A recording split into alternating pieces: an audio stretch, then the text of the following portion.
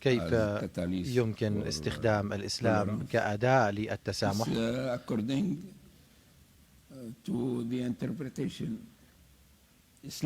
وفقا للتفسير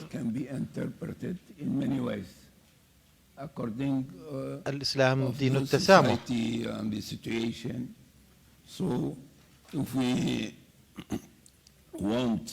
إذا أردنا أن ننشر قيم التسامح والتعددية والتعايش والتعاطي السلمي مع الاختلافات في المجتمع، يجب علينا أن نفسر ثقافتنا، لأننا نتحدث عن تفسير للإسلام، لأنكم تعرفون بأنه في الإسلام لا يوجد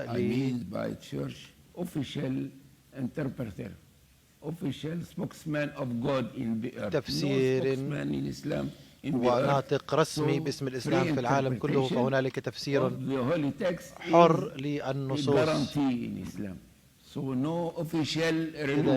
لا وجود لسلطة دينية رسمية.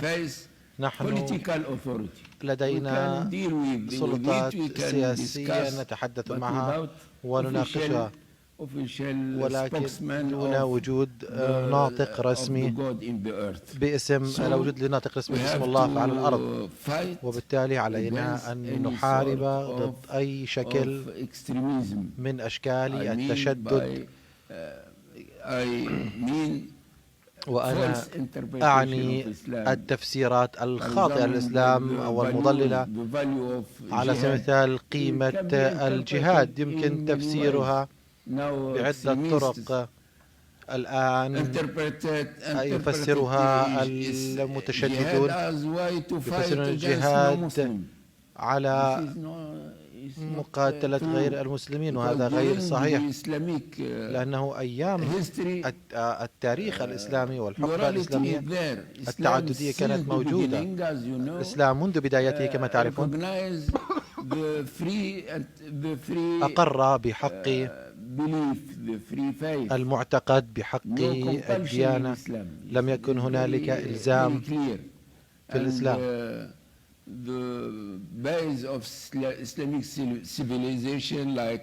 والحضارات الإسلامية على سبيل المثال في العراق وفي دمشق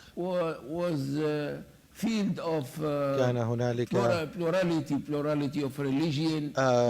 تعدد ديني. في العراق احتوت العراق في مرحلة تحتوي كل أديان العالم في مرحلة ما. كل الأديان التي وجدت كانت موجودة في العراق.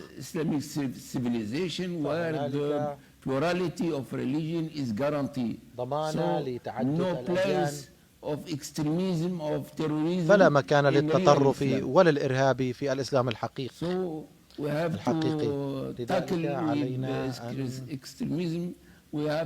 نتصدى للتشدد ونتصدى لجذور في السياسة، الجذور في السياسة والمجتمع،